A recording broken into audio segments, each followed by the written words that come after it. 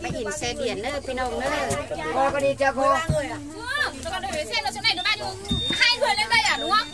Một người. Một người ăn rồi đi. Còn người cuối đó kìa. Cà phê cuối. Đẹp trai lấy chưa? 300.000. Mỗi người mấy nghìn? Người tầm 25.000. Mấy cô ơi, làm cái xe bên này. Em ơi, cái xe bên này được mấy người? 7 người chứ. 7 người đi. 3, 4. Chị mua vé chưa? Đây là chị mua vé đúng không? Đấy, chị mua vé mang đây cho em ấy.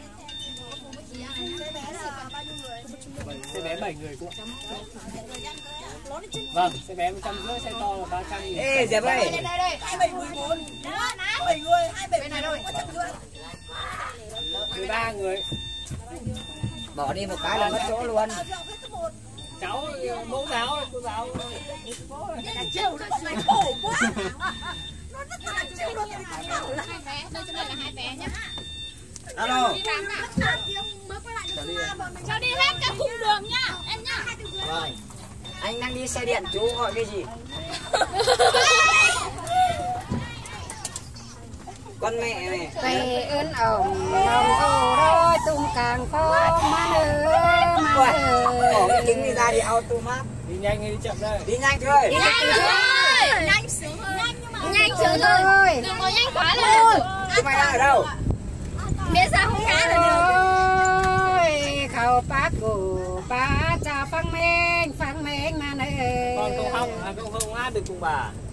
Ta bà khẩu đồng bằng phăng hoàng mà nữa đã.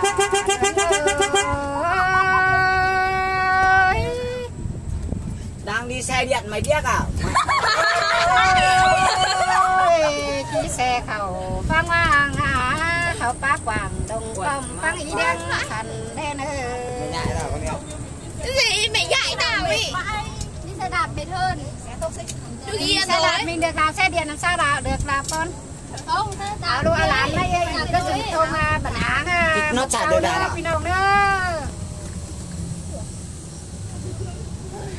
Lại lưu lại là lớp cầu trường Trường Mai, trường trung học Trường Mai, tiểu học Trường Mai mấy in nữa. Tiểu học trung học à? Trường Mai à? Trung học. Trường tiểu học và trung học Trường Mai, lớp 9B của cô Tâm đi chơi rừng thông bản án đây. Hát đi, đang hát đang hay. Không phải giới thiệu chứ.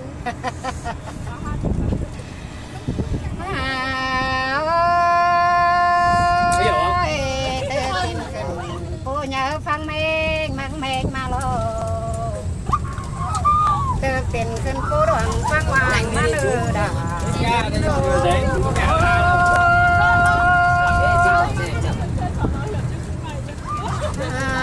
ôi từ tiền cơ bác hoàng đồng công phăng ý đen thành mà nữa. Hình to phương bác cổ đồng hình hậu đồng thuyền áo mày cứ đi bên rồi ôi cầu của à tốt quá tưởng được đâu đó chứ đi đường cô thật này bông cứ đi hòa coi những ơi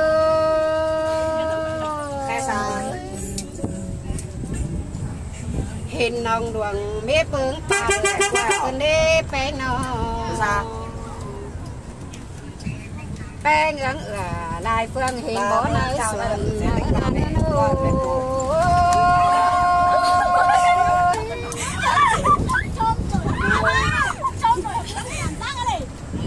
Sửa tech giúp các biển ôi hình to phương ngố là làm đôi quan xét dầu đi đâu dầu sắm tôm ai xe khắp bên đây chiều đó chơi làm cái in nhưng mà hơn là thế này ăn ba tướng đồ bánh em xịt đi vì làm mà ôi nó đồ hàng tuổi ship hộp làm sao em ơi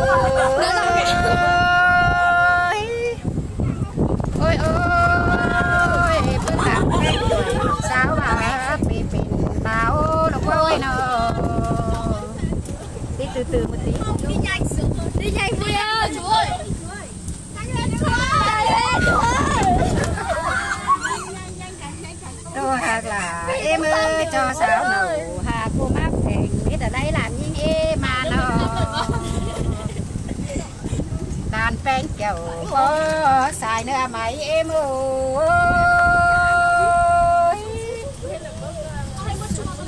Ôi cô nào mấy mong những chân eo bên biết cái đeo à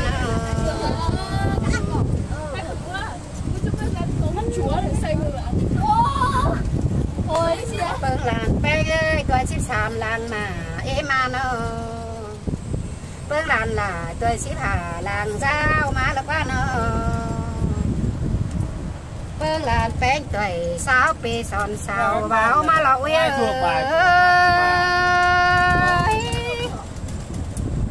Đẩy view giúp em nào. Đẩy view nào mọi người ơi. Đẩy view. Chú ơi đi nhanh một tí đi chú. Đặt xe đấy. đặt xe Chấm thôi chú ạ. Đứa thì bảo đi nhanh, đứa thì bảo đi chậm. Đi nhanh nhanh sướng. Cái này bình thường là được rồi chú ạ. Ôi ơi. ôi ôi tao quăng hạ sen pin hôn chen chen Ai sẽ dắt bay ra nè. Kia vào xe kìa vậy. mà hết cảnh phải bị một châu á chân ăn là quá bê Chú lên trên này đúng không chú?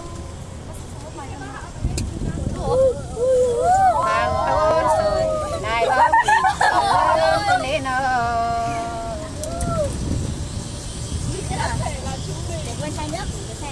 ca ba bình ớn ổn đại cung á tăng đông thong cần tên á bên nó Thì các bạn muốn chơi ở đây thì chơi ở đây thì cũng thả ở đây. Con cháu chơi đây chán rồi. Vậy, cầm cái tàu ở đây.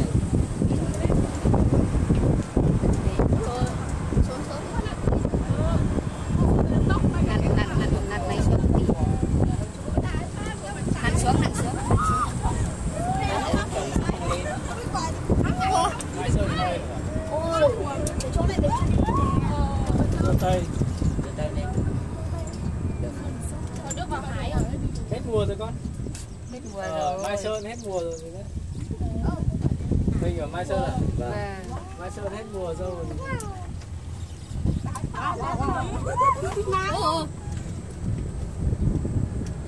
Bố tốt bố ra trời cơn đế vậy tốt vậy bé nga lại cơn đế nữa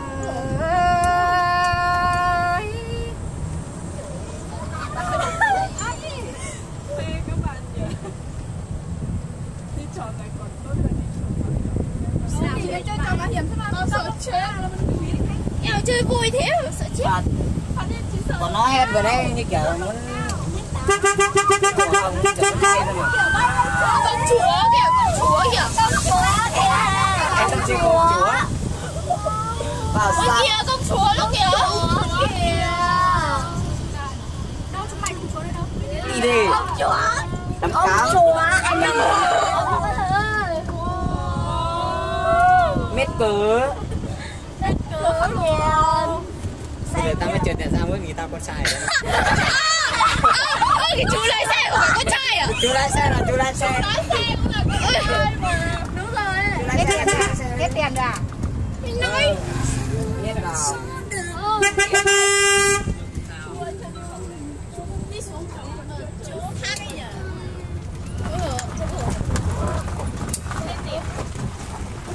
Hết tiền alo hết tiền Thôi ngồi được đây mấy phút đấy mà. được mấy phút đấy Năng gì thả sao ấy.